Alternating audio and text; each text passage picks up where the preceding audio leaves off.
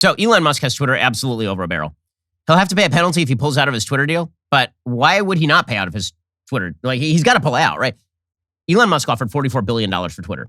The current market cap of Twitter, meaning like the entire open market worth of Twitter right now, is $29.6 billion, which means that he would be overpaying by 50% were he to pay the original market price that he negotiated with Twitter. Twitter, by the way, is one of the most overvalued properties on planet Earth. Its current price to earnings ratio is 160. To give you a comparison here, a normal kind of within the realm of possibility PE ratio for a publicly traded stock is like 20 to 25, which means that Twitter is probably overvalued by a factor of 8. And it's insane that Musk was willing to pay $44 billion for the thing in the first place. But here was the thing. It was sort of a no-risk proposition for him because now Twitter is over a barrel.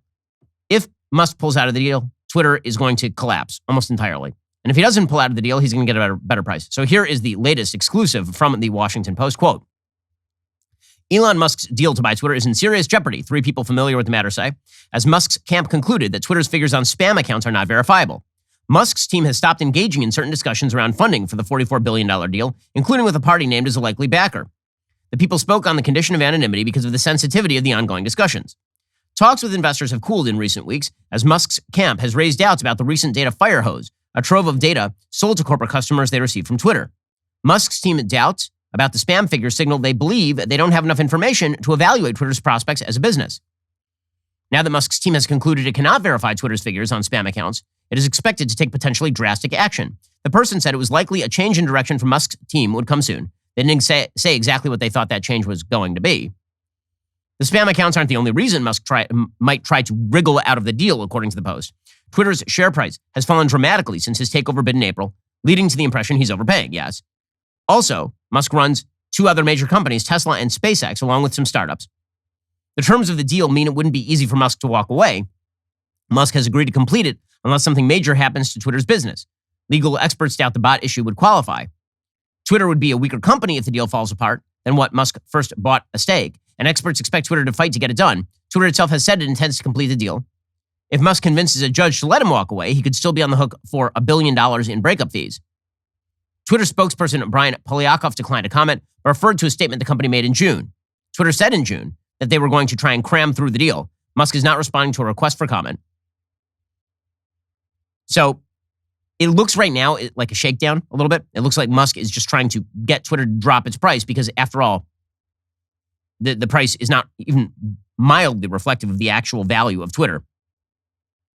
The debate over bots on Twitter is not new. It's been a big part of the public conversation around the company for years. Musk frequently tweets his annoyance at the proliferation of spam and bot accounts on the site. Writing in April, he aimed to defeat the spam bots or die trying through his Twitter bid.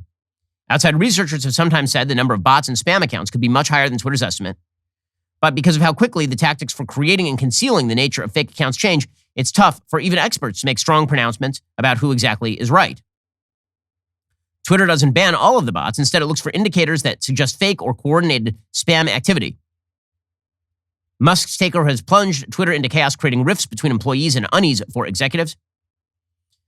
And it is no coincidence that, according to the Wall Street Journal, Twitter is now laying off 1/3 of their recruiting team.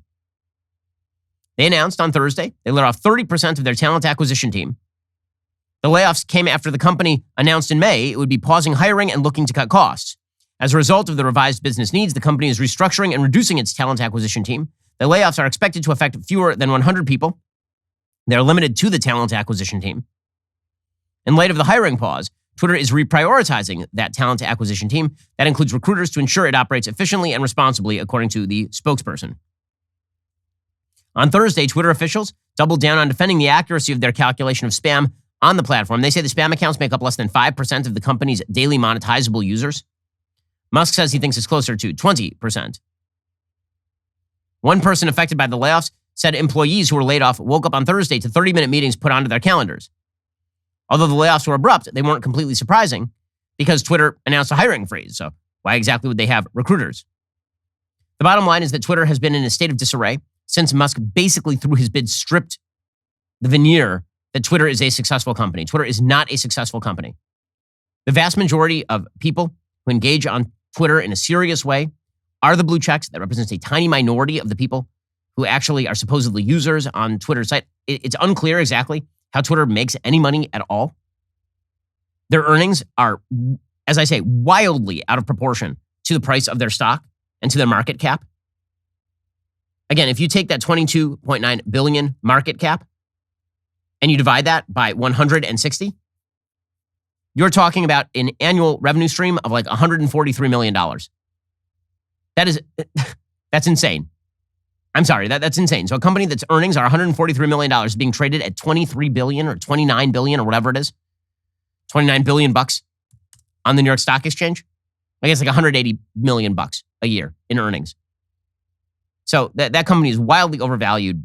I can't imagine that there shouldn't be some sort of knockdown price that Musk ends up paying here if he ends up going through with the deal at all.